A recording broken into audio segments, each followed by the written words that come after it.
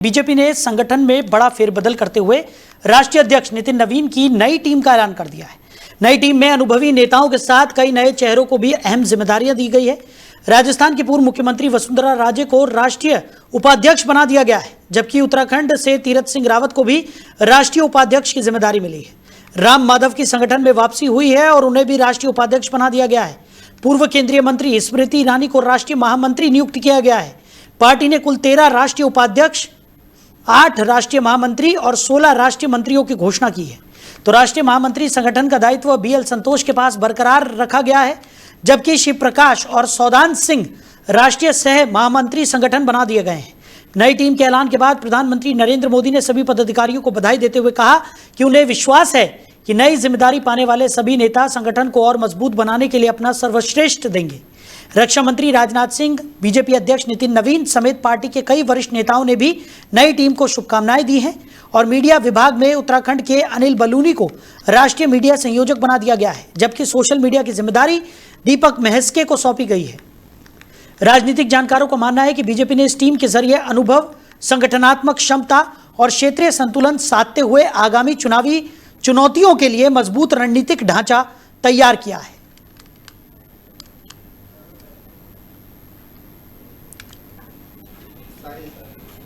तो नई महत्वपूर्ण जिम्मेदारियां यहां पर सौंप दी गई हैं। बता दें कि नई टीम के ऐलान के साथ ही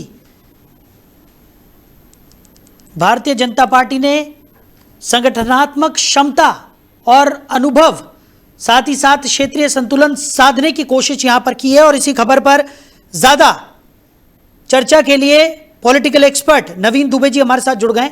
नवीन जी, भारतीय जनता पार्टी की तरफ से नई टीम का ऐलान यहां पर कर दिया गया है, कई नई जिम्मेदारियां यहां पर सौंपी गई है, कई फेरबदल किए गए हैं, कैसे देख रहे हैं?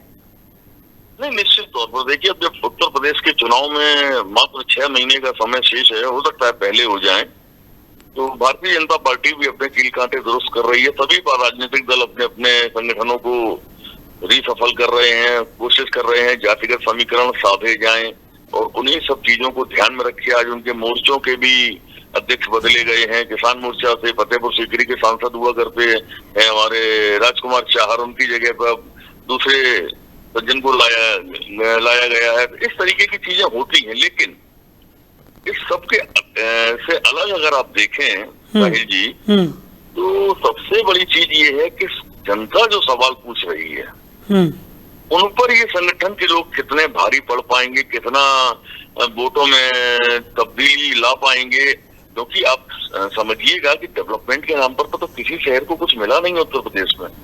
सरकार खूब दावे करती रहे, बड़े बड़े विज्ञापन देती रहे, 6-6, 7-7 हजार करोड़ रुपए विज्ञापनों पर खर्च किया गया है, लेकिन मुझे आज तक कोई एक जिला ऐसा नहीं दिखाई दे रहा है कि जिसके अंदर कोई ऐसा विकास किया गया हो, कोई इंडस्ट्रियल क्षेत्र आपने घोषित किया हो, कोई रोजगार के सृजन की संभावनाएं जो पैदा हो रही हो, तो वो सब चीजें कहीं नहीं हुई हैं। और निश्चित तौर पर इसका एक बड़ा असर इस बार के चुनाव में देखने को मिलेगा। कारण क्या है कि युवाओं की भूमिका बहुत निर्णायक होने वाली है। जो जेनजी 2017 में 17 साल का था, वो वोटर नहीं था, वो 22 में वोटर हुआ, उसने आपको देखा, उसने आपको वोट किया, लेकिन इस बार उसने ये देखा कि 9.5 साल के अंदर आपने उसको कुछ डिलीवर तो किया ही नहीं है। उसका फ्यूचर क्या है, वो आज 26 वर्ष का जब हो गया है, तो वो ये देख रहा है कि उसके सामने कोई चांस नहीं है। वो अपने घर के आसपास अगर कोई नौकरी तलाशना चाहता है अपने जिले में, तो उत्तर प्रदेश में पूर्वांचल से लेकर पश्चिमांचल तक चले आइए आप, कहीं कोई ऐसा जिला विकसित नहीं किया जा रहा है कि जहाँ इंडस्ट्रियलाइजेशन बड़े लेवल पे किया जाए। ये जब तक आप क्लस्टर इंडस्ट्री नहीं बढ़ाएंगे, बातें तो सारे नेता करते हैं, प्रधानमंत्री जी भी कहते हैं कि क्लस्टर इंडस्ट्री बनाएंगे, लेकिन कब बनाएंगे भाई? उत्तर प्रदेश का 9-9 लाख करोड़ का बजट बना रहे हैं, वो इंडस्ट्रियलाइजेशन में जा कहाँ रहा है? विशेष औद्योगिक जोन आप बनाते अगर सब जगह, तो मैं समझता हूँ कि हर युवा को, हर गांव का विकास हो जाता, लोगों को रोजगार की संभावनाएं होती और आपकी आर्थिक स्थिति भी बेहतर हो जाती, रेवेन्यू जनरेट होना शुरू हो जाता। लेकिन उस पर कोई काम नहीं किया। अब अगर सरकारें ही कहती हैं कि हमने पानी, बिजली, सड़क, ये सब चीजें अगर दे दी, स्वास्थ्य और शिक्षा का तो खैर चर्चा ही नहीं करना है, क्योंकि शिक्षा पे कोई काम हुआ ही नहीं है।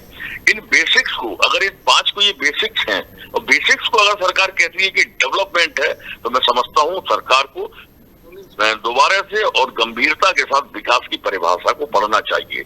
विकास होता है कि जहां जिस जिले में जो बच्चे रहते हैं, जहां से जो पढ़ के निकल रहा उसको उसी जिले के आसपास रोजगार और वहां मिलना चाहिए उनकी योग्यता के अनुसार।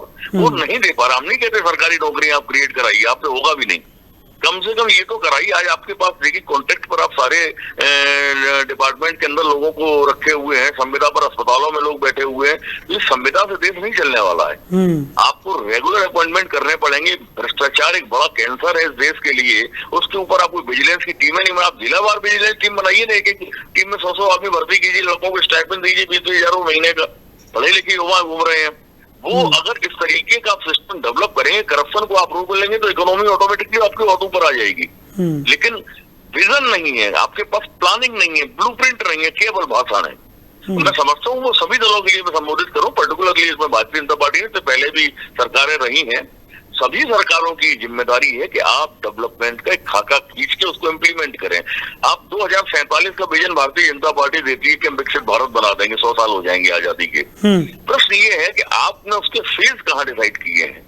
भाई पहला फेज अगर आपको 2047 है तो 2030 तक हम ये अचीव करेंगे, 2035 तक हम ये अचीव करेंगे, 2040 तक हम ये अचीव करेंगे, तब तो संभव हो सकता है। वो ब्लूप्रिंट ना कोई मुख्यमंत्री साझा कर रहे हैं ना प्रधानमंत्री साझा कर रहे हैं कि भाई हम कैसे हो जाएंगे। केवल एक भाषण चल रहा है कि 2043 तक भारत एक विकसित भारत हो जाएगा।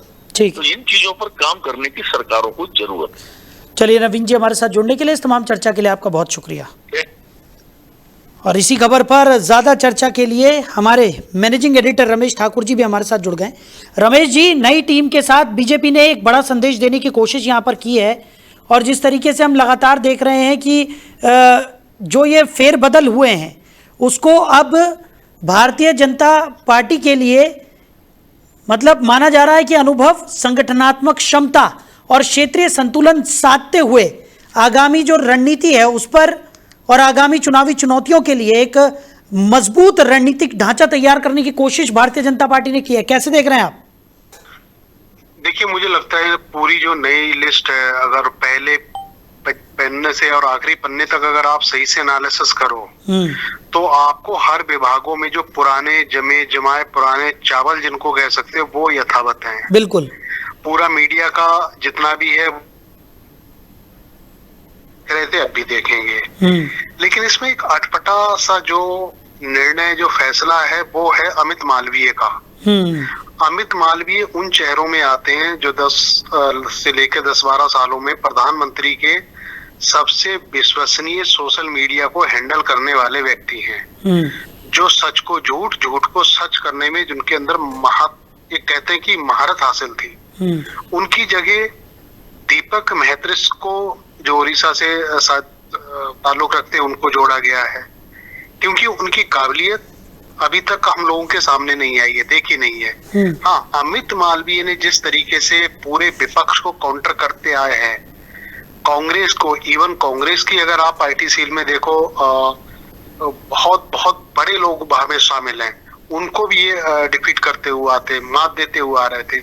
उनको बदलना ये बड़ा सा अटपटा और बड़ी चर्चाओं का विषय बन चुका है। और फिर आ जाओ बदलाव, तो मुझे नहीं दिखता है इसमें कुछ ज्यादा है। हाँ, यूपी और उत्तराखंड दो ऐसे राज्य हैं जिसमें इनको थोड़ा सा बदलाव करने की इन्होंने कोशिश की है।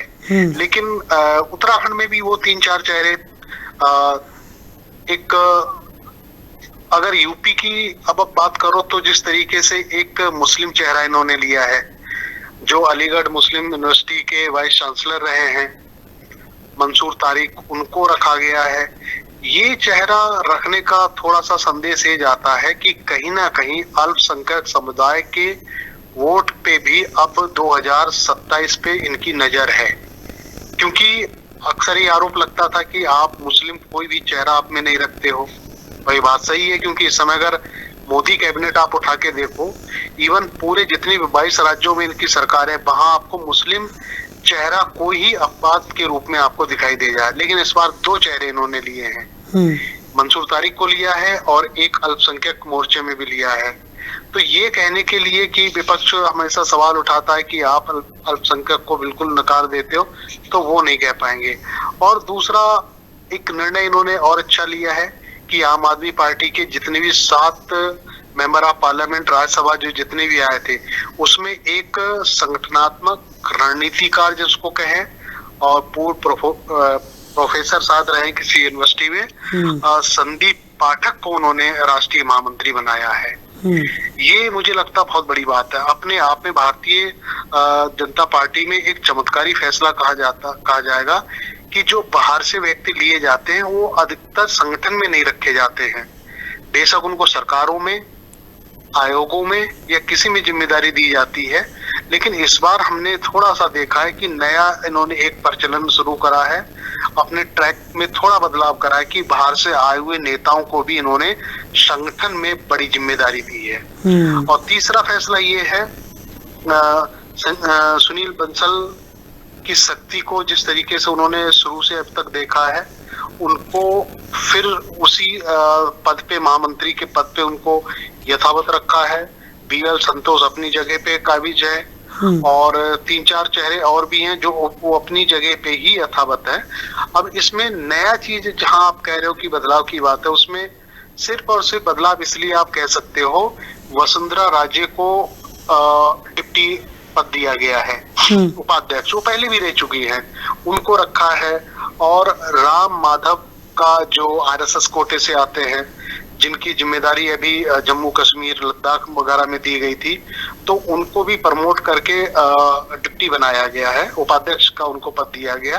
तो ये बदलाव की दृष्टि से आप देख सकते हैं। जी बिल्कुल। और जिस तरीके से, क्योंकि काफ़ी सारे बदलाव यहाँ पर हमने देखे, फेरबदल देखे हैं, अब आने वाले चुनाव के मद्देनज़र भी कई सारे महत्वपूर्ण निर्णय यहाँ पर भारतीय जनता पार्टी ने रणनीतिक तौर पर लिए हैं। और राजनीतिक जानकारों की माने तो राजनीतिक जानकार भी इस बात को मान रहे हैं कि क्योंकि चुनाव बेहद नज़दीक है, ऐसे में बीजेपी ने इस टीम के जरिए अनुभव, संगठनात्मक क्षमता और क्षेत्रीय संतुलन को साधने की कोशिश की है, ताकि आने वाले चुनाव में इसका बेहतर परिणाम यहाँ पर भारतीय जनता पार्टी को मिल सके। और प्रधानमंत्री नरेंद्र मोदी ने भी जिस तरीके से बधाई दी है, तो साफ तौर पर जाहिर है कि अब नई टीम जो है वो नए सिरे से अब संगठन को मजबूत करने की कवायद में जुटी हुई नजर आएगी।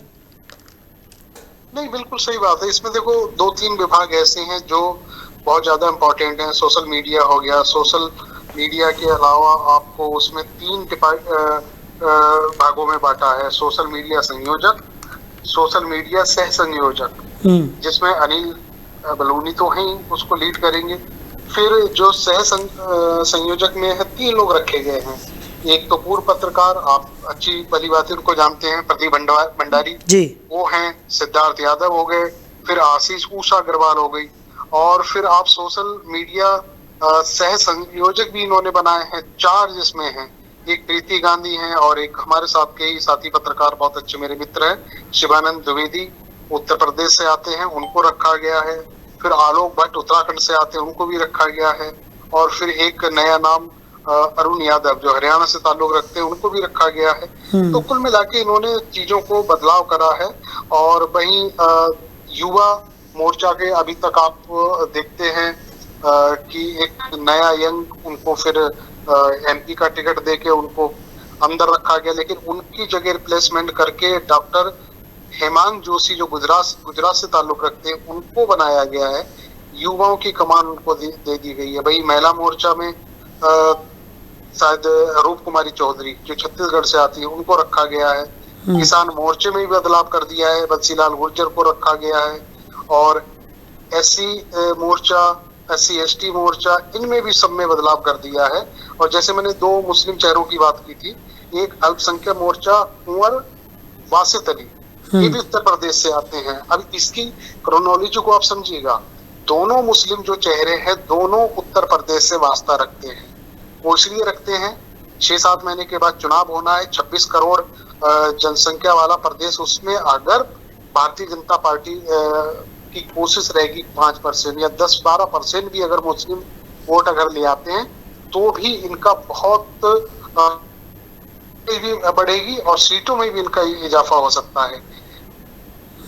राष्ट्रीय कार्यकारिणी में और जैसे प्रभारी जिस तरीके से तरुण चुग, वो पहले ही हैं और उत्तराखंड से ही आते हैं। राष्ट्रीय कार्य मंत्री महेंद्र पांडे को भी रखा गया। तो मुझे लगता है कि बदलाव हुआ है। और संबित पात्रा को इस बार फिर उसमें रखा, एक नया पद बना दिया गया, नॉर्थ ईस्ट संयोजक, उनको रखा गया। कुछ नए भी पद बनाए गए हैं जिसपे इनको ठीक। सबको सेट किया गया, लेकिन कई चेहरे ऐसे हैं, ज्यादा चर्चाएं थी, अनुराग ठाकुर बहुत समय से बाहर हैं, और इसके अलावा एक चर्चा सबसे ज्यादा ये हो रही थी कि शिक्षा मंत्री धर्मेंद्र को बाहर करने के बाद क्या उनको संगठन में जिम्मेदारी दी जाएगी, और ये 100% ये उम्मीद थी उनको रखी जाएगी, लेकिन उनको नहीं रखा गया। चलिए रमेश जी, हमारे साथ जुड़ने के लिए, इस तमाम चर्चा के लिए आपका बहुत शुक्रिया। तो नई टीम का गठन होने के साथ ही भारतीय जनता पार्टी ने बड़ा संदेश यहाँ पर दे दिया है। कई पुराने चेहरों को बड़ी जिम्मेदारियां यहाँ पर सौंपी गई है और संगठन को और मजबूत करने की कवायद अब तेज होती हुई भी